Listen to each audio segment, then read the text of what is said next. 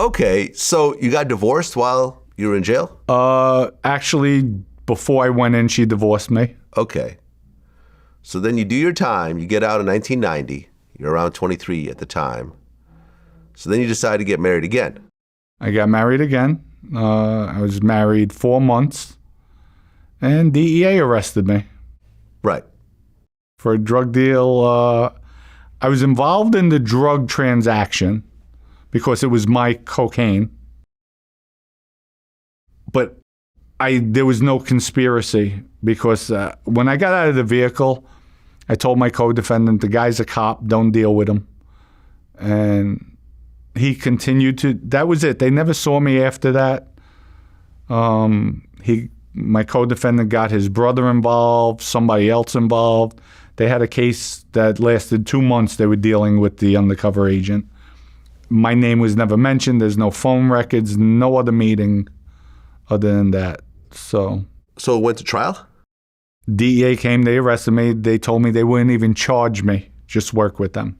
Right. But you didn't cooperate? No. I said, I'll be out. They said, this is not the state, this is the feds. You're not getting out. Yeah. And lo and behold, I didn't get out. I was remanded. And I took the case to trial. I had a 2-hour trial with open and closing arguments. So like no trial at all? One witness, the agent, he took the witness stand. He was on for maybe about 15 minutes. He said he never spoke kilos to me, never spoke price to me, didn't give me the money, but he assumed, he asked for 2 or 3 next week. A half ounce was transacted, was sold. He said he asked for 2 or 3. He said I responded, we could work it out. That was it. Never heard from me again. But he meant kilos for the 2 or 3.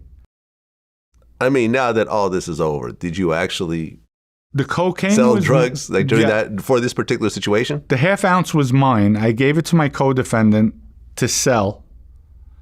It was garbage, complete garbage. I got robbed when I bought it.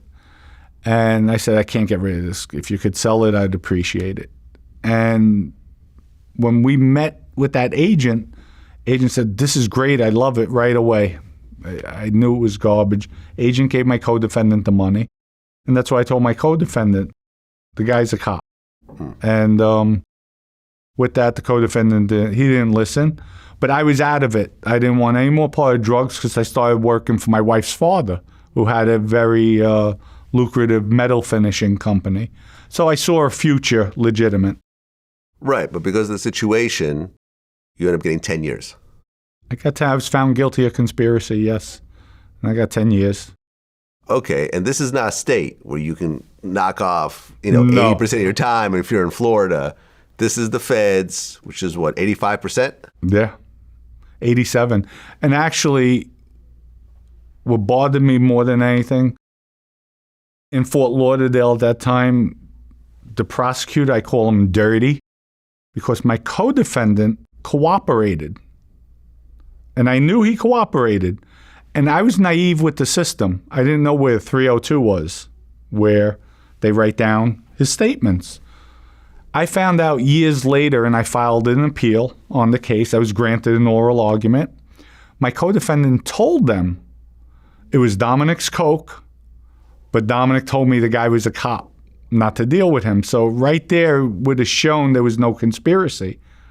And like I said, I was naive. If I was more in tune to the law, I would have known about 302s, get him, because I could have used him to testify on my behalf. But the lawyer was like, I believe he sold me out. I can't prove it, but to me, he sold me out, where they trade off. When I get he represented a lot of drug dealers. When I get a high-profile drug dealer, give me a good plea, so I could, it's a trade-off. And they got their pound of flesh out of me.